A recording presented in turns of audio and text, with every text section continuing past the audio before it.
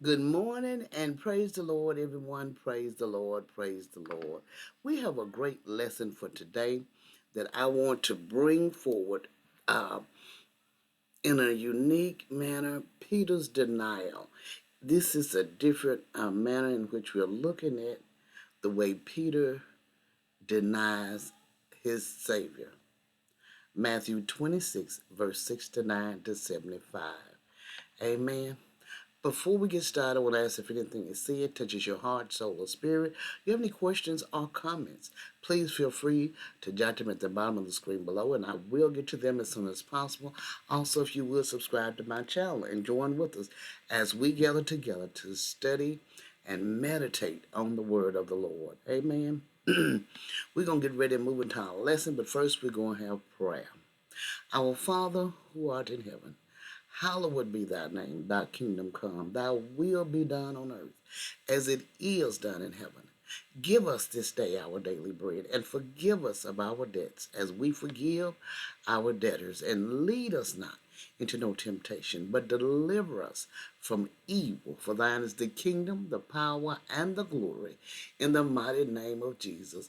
Lord, we thank you as we go into your word, that our heart is a flush, and we receive what you have for us at this time, Father. Our eyes is open that we see, and our ears open that we hear, and we gain wisdom, knowledge, and understanding from on high. In Jesus' precious and mighty name we pray. Amen.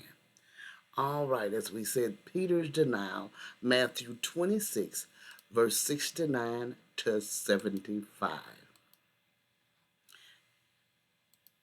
All right. And the scripture lesson text read, Now Peter sat without in the palace, and a damsel came unto him, saying, Thou also was with Jesus of Galilee. But he denied before them all, saying, I know not what thou sayest. And when he was gone out into the porch, another maid saw him and said unto them that were there, This fellow was also with Jesus of Nazareth. And again he denied with an oath, I do not know the man. And after a while came unto him they that stood by and said to Peter, Surely thou also art one of them, for thy speech betrayeth thee. Then began he to curse and to swear, saying, I know not the man. And immediately the cock crew.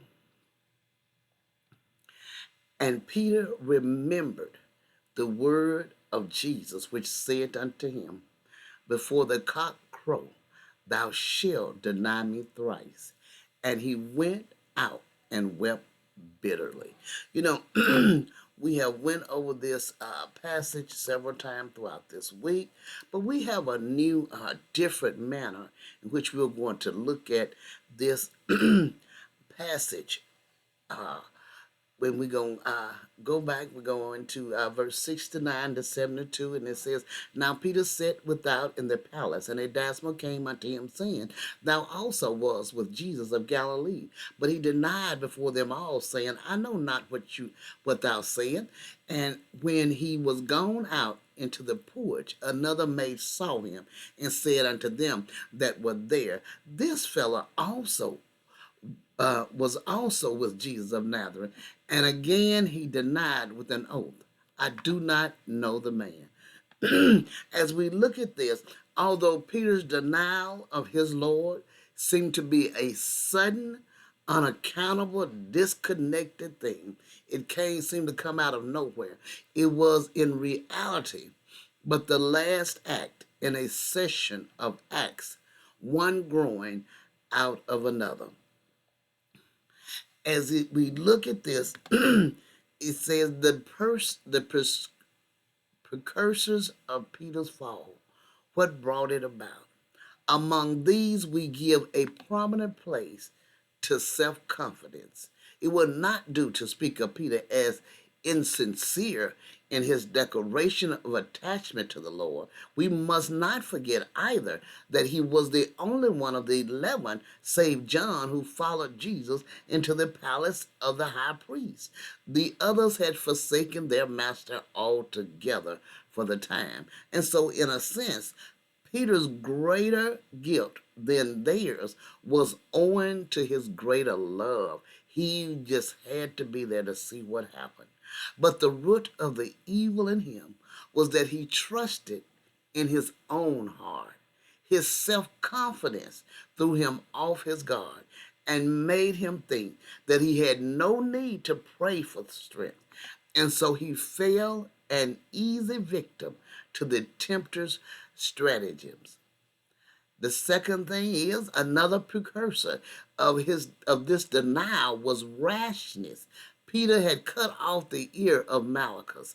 Misplaced bravery is very often, as in this instance, the forerunner of cowardice. If by on our folly we put ourselves in jeopardy, we are on the highway to falsehood in order to get ourselves out again. And third, another precursor of these denials was distance from the Lord. Peter followed afar off. If we are going to follow Jesus at all, the easiest as well as the safest way to do so is to follow him fully. Decision awards off attack. Think of this deed in connection with a certain weakness in which it began. Who denied the Lord? Was it that supreme scoundrel Judas? This is who we would have thought it would have been. No, infinitely pathetic tale to tell. It was Peter. There was nothing artful, nothing subtle, nothing indirect, nothing mean in that man. Look at him. His very eyes tell the truth. His very blunders show his honesty. Yet it was he who told the lie. Peter had many strong points, but one weak one, and that one, undetected by himself, was at the beginning of this disaster. It was the weakness of excessive constitutional impulsiveness. And we know Peter was known for his impulsive acts. Amen. Impulse is beautiful and good, but impulse is only like steam in the works of a factory or wind in the sails of a yacht. Impulse is a good servant of the soul, but a bad master. Think of this act of Peter in connection with his interest into the temptation to commit such an act. Enter not into temptation, said the Lord. But Peter seems to have heard what was expressly meant for him without a ripple of emotion or a rising of alarm. He could depend on his own self-protective instinct. He believed that he had the strength to overcome, so he didn't need to pray for it. He had it under control. Peter thought himself an iron man, but there was a flaw in his iron, though he knew it not until he had entered into a trial for which he was not fitted. Then the iron broke. Verse 73 to 75 says, And after a while came unto him they that stood by and said to Peter, Surely thou also art one of them, for thy speech betrayeth thee. Then began he to curse and to swear, saying, I know not the man. And immediately the cock crew, and Peter remembered the words of Jesus, which said unto him,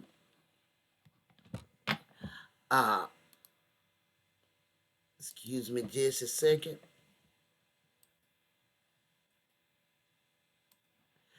Before the cock crow, thou shalt deny me thrice.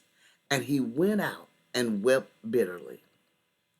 As we think of Peter's denial of Christ in connection with its three occasions, as is often the case with a man whose life has been passed in the country. When off his guard, he talked in his broadest native dialect so that all knew the poor chatter to be from Galilee.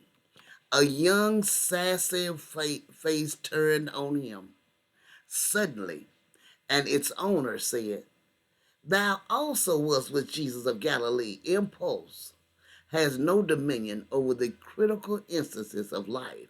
Impulse prompted his first lie.